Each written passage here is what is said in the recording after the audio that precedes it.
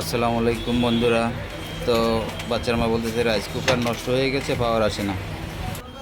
তো আমি দেখলাম এই যে পাওয়ারের যে কানেক্টরের সুইচটা, এটা ভিতরে পুরে তারপর নষ্ট হয়ে গেছে। এটা চেঞ্জ করলাম, করার পরেও দেখি ভোল্টেজ আসতেছে না, পাওয়ার আসতেছে না। তখন মিটার দিয়ে চেক করলাম যে ভিতরে ভোল্টেজ আছে কি না। ভিতরে আছে। তো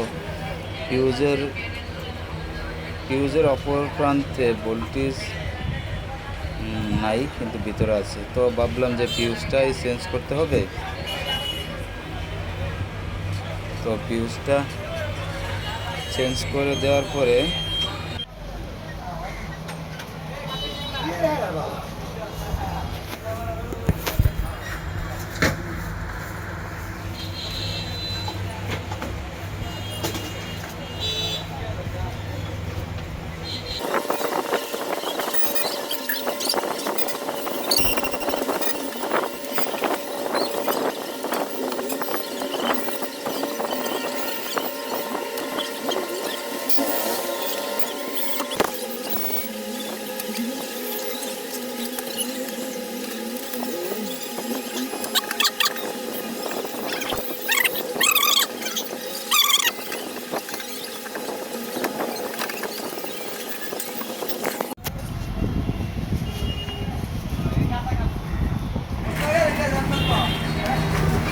তো এখন লাইন কানেকশন দিয়ে চেক করতেছি।